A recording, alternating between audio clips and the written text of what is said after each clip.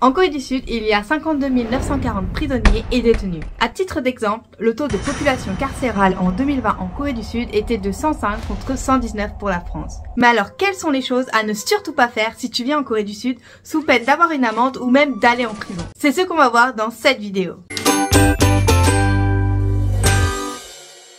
Bonjour les Chingu et bienvenue dans cette nouvelle vidéo sur les choses illégales en Corée du Sud. On va y aller crescendo. Tu verras que certaines choses sont interdites pour tous, donc toi, moi, les Coréens, ceux qui habitent ici ou voire même les voyageurs, alors que d'autres sont interdits seulement pour les Coréens et même s'ils sont à l'étranger. Enfin, je ne t'en dis pas plus, tu le comprendras très bientôt. Sans plus attendre, entrons dans le vif du sujet.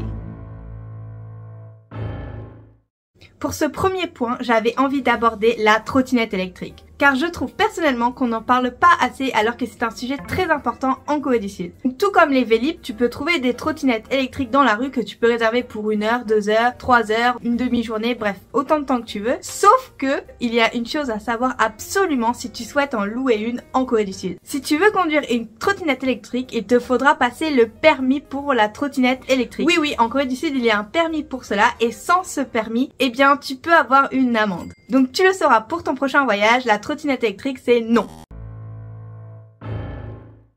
Le deuxième point que j'aimerais aborder, c'est le tri sélectif. Si tu viens en Airbnb ou même que tu viens vivre en Corée du Sud, tu auras besoin de connaître toutes les règles concernant le tri sélectif. Car si tu les mets au mauvais endroit, eh bien oui, il y a des caméras, donc tu pourras avoir une amende. Pour en savoir plus sur le tri sélectif, j'avais fait une petite vidéo sur le sujet sur Instagram, donc je te mets le lien en description. Et ce qu'il faut savoir, c'est qu'en Corée, le tri sélectif, c'est très strict. C'est-à-dire que l'on ne mélange pas les déchets alimentaires, le plastique. Donc attention, pour le plastique, il y a deux types de plastique. Il y a le plastique mou et le plastique dur. Oui, c'est un vrai casse-tête. Il y a également la poubelle pour le papier. Et enfin, il y a la poubelle où on jette tout le reste. Et si tu peux jeter tous les autres déchets dans des poubelles normales, ce n'est pas le cas pour le reste, donc ceux que tu ne peux pas trier. Pour cela, il faudra que tu ailles acheter dans les convenience stores des sacs plastiques spéciaux. Et pour te montrer, ça ressemble à ça. Alors dessus, tu as le quartier où tu habites et il y a aussi marqué sur ce sac poubelle que normalement tu peux le mettre donc aux poubelles seulement entre 18 h et 22 h. Mais je t'avoue que mes voisins, eux, ils le mettent à n'importe quelle heure de la journée, donc ça, ils n'en tiennent pas rigueur.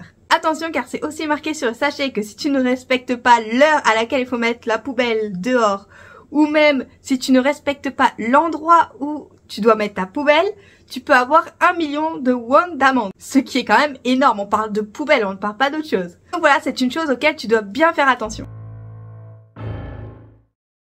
Les étudiants en Corée du Sud et surtout les collégiens et les lycéens sont réputés pour avoir des horaires de fou. Ils vont commencer leur journée à l'école à 7 h et finir le soir à 22 h, voire plus s'ils ont des devoirs à faire. Mais ce que tu ne sais peut-être pas, c'est qu'il y a une loi qui interdit aux tuteurs et également aux programmes d'études organisés de faire des cours après 22 h. Et heureusement que cette loi existe, car imagine, les étudiants étudieraient jusque plus de 22 h. Alors, j'ai envie de te dire, cette règle est à la fois respectée et non, car si jamais les cours finissent à 22 h et qu'ils ont toujours des devoirs à faire, car oui, tu imagines bien que s'ils ont l'école et qu'ensuite ils enchaînent avec les cours privés, ils n'ont pas le temps de faire leurs devoirs. Ils vont finir leurs devoirs à je ne sais pas quelle heure de la nuit. Heureusement que cette loi existe pour interdire que les cours privés se terminent après minuit. Sinon, t'imagines, ils n'auraient même pas le temps de dormir. As-tu déjà entendu parler de la Cinderella Law, que l'on pourrait traduire en français par la loi Cendrillon? Non? Eh bien laisse-moi te l'expliquer. C'est une loi qui interdit aux mineurs, donc aux personnes de moins de 16 ans, de jouer aux jeux vidéo entre minuit et 6 h du matin, pour qu'ils aient un bon rythme de sommeil. Car tu imagines bien que si leurs cours privés, comme je te dis avant, ils se finissent à 22 h, ils rentrent, ils font leurs devoirs, après il faut qu'ils aillent se coucher pour reprendre le lendemain. Tu vas sûrement te demander comment le gouvernement peut savoir si les jeunes jouent ou non la nuit aux jeux vidéo. Eh bien c'est simple. En Corée du Sud, il faut tout le temps mettre sa carte d'identité, son numéro d'identité, son numéro de téléphone pour tout ce que tu dois faire. Et ça c'est pour tout, c'est pas seulement pour les jeux vidéo, c'est aussi par exemple pour Kakaotalk, certains sites de shopping. Il faut tout le temps montrer qui on est, mettre tout le temps les informations sur soi, ce qui peut être très compliqué parfois, par exemple si on n'a pas de numéro de téléphone en Corée du Sud. Mais bon, ça c'est encore une autre histoire. Et pour revenir à notre loi Cendrillon, il faut savoir que cette mesure a suscité beaucoup de débats quand elle a été mise en place, mais elle vise tout de même à avoir une bonne hygiène de vie et à réduire le temps devant lesquels les étudiants sont devant leurs écrans. En Corée du Sud, il est interdit de fumer dans les lieux publics. Bon, alors tu vas me dire, c'est un peu comme en France, dans les restaurants on peut pas fumer, on ne peut pas non plus fumer dans les cafés, mais la grande différence c'est qu'en Corée du Sud, tu ne peux pas fumer où tu veux dans la rue. Je m'explique, il y a des coins spéciaux pour les fumeurs. Donc ça peut être sous forme de box, ou alors juste tout simplement un coin où c'est marqué ici vous pouvez fumer, et tu verras, c'est une zone remplie de fumeurs, donc il y a vraiment que des gens qui fument, avec bien sûr souvent par terre plein de mégots, donc c'est impossible de la louper. Cette mesure qui a été mise en place il y a quelques années déjà visait surtout à réduire le tabagisme et le tabagisme passif. L'alcool au volant est sévèrement réprimé en Corée du Sud. Mais alors quelles sont les solutions que le pays a mis en place pour les personnes qui boivent beaucoup? Car comme tu le sais, en Corée du Sud, la culture de l'alcool est omniprésente, que ce soit dans les publicités ou même pendant les repas d'entreprise dans lesquels on boit jusqu'à je ne sais pas quelle heure, eh bien le gouvernement a trouvé ses propres solutions. Déjà en Corée du Sud, il y a beaucoup de taxis. Mais depuis le Go-Go, c'est vrai qu'il est devenu de plus en plus difficile de trouver des taxis la nuit et surtout leurs prix ont explosé. Le gouvernement a mis en place un autre service de taxi pour par exemple les personnes qui boivent beaucoup. La Corée du Sud, c'est aussi un pays qui est réputé pour avoir plein de vendeurs de rue. Donc tu pourras y trouver de la nourriture ou alors des vêtements, voire même des casseroles. What? Bro, what are you talking about, man? Tu peux y trouver tout et n'importe quoi. Et pourtant, depuis 2011, il existe une loi qui vise à les réguler. Les vendeurs de rue sont illégaux en Corée du Sud, excepté ceux qui ont fait une demande auprès du gouvernement et ceux dans les marchés. Il y en a beaucoup dans la rue et pourtant il y en a beaucoup qui travaillent de manière illégale. Cette loi a surtout pour but de réguler les activités commerciales et de maintenir un environnement urbain organisé. Attention, les tatouages ne sont pas interdits, mais en revanche, c'est la profession de tatoueur qui est interdite en Corée du Sud. Enfin, laisse-moi t'expliquer. Si tu souhaites venir en Corée du Sud et te faire un tatouage, selon la loi, il ne faudra pas que tu ailles voir un tatoueur, car ils sont illégaux, mais que tu ailles voir un médecin. Oui, un docteur qui te fera un tatouage. Tu vois bien que là, il y a un problème. Tu vas pas aller voir un médecin pour qu'il te fasse une ordonnance pour que tu aies un tatouage.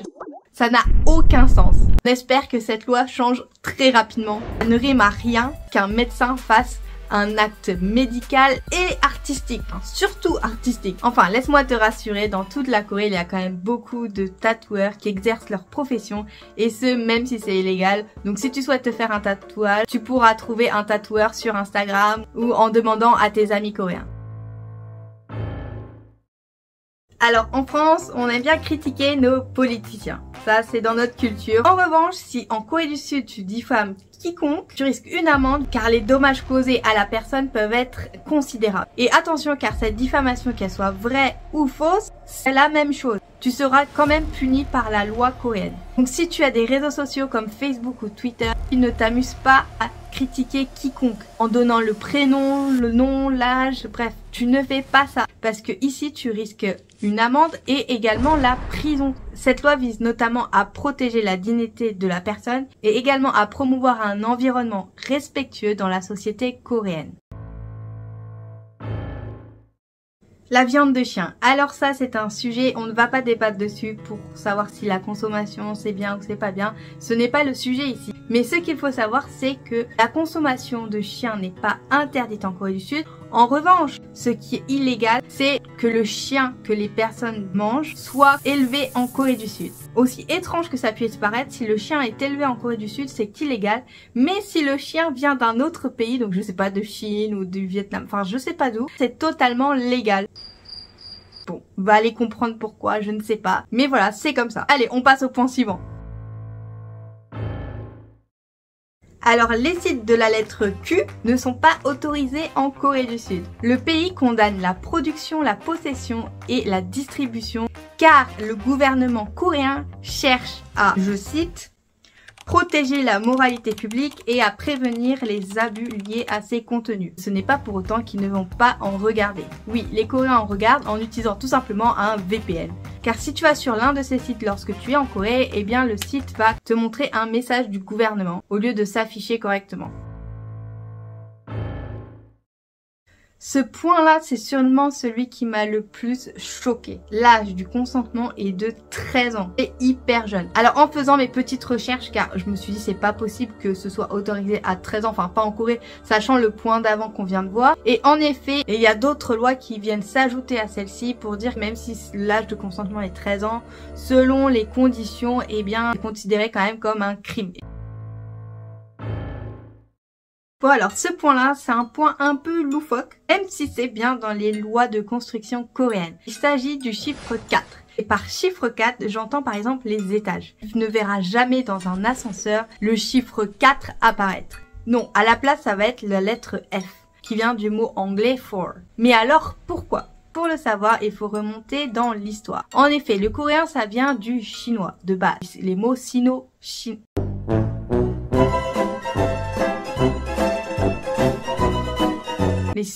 Les mots sino-coréens, oui pas sino-chinois, les mots sino-coréens. Donc le mot 4 en chinois a la même prononciation que le mot mort. Et du coup, ça fait une liaison entre les deux et le 4 c'est comme notre numéro 13 à nous mais encore plus poussé en mode plus. Dans les immeubles, jamais tu ne verras le chiffre 4 pour l'étage 4. Car pour eux, ça apporterait malchance. Après, c'est une superstition comme les autres. Sauf que là, ça vient quand même du pays tout entier. C'est le gouvernement qui a imposé cette loi. Pour vous dire à quel point ça va loin. Et maintenant, on en est déjà à l'avant-dernier point. Et attention, je peux te dire que les deux derniers points, c'est ceux qui s'appliquent le plus non seulement aux étrangers, mais aussi aux Coréens. Et tu vas voir qu'ils sont un peu bizarres. Le premier, c'est l'herbe. Alors, par l'herbe, tu as compris, hein, le mot qui commence par DR avec un O et GUE. Voilà. Et les lois sur ce sujet en Corée du Sud sont extrêmement strictes. Il faut savoir que la consommation et le trafic de drogue GUE, ça peut aller jusqu'à la prison à vie en Corée du Sud.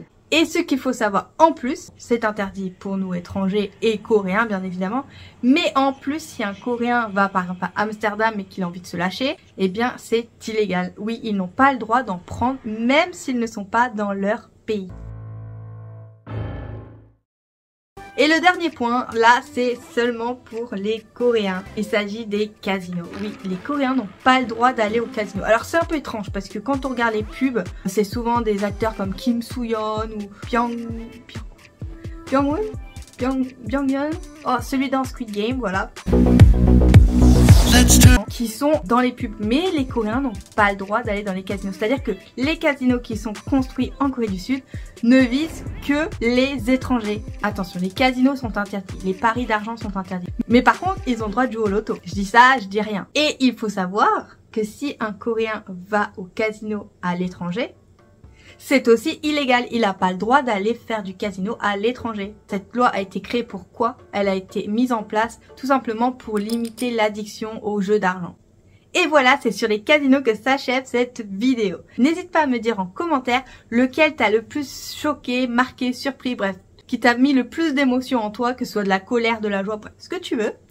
Si tu as aimé la vidéo, n'hésite pas à la liker, à la partager et à t'abonner à la chaîne. Ça me soutiendrait énormément pour les prochaines vidéos et t'en montrer encore plus sur la Corée. Et moi, je te dis à la semaine prochaine pour une nouvelle vidéo sur la Corée autrement. Annyeong!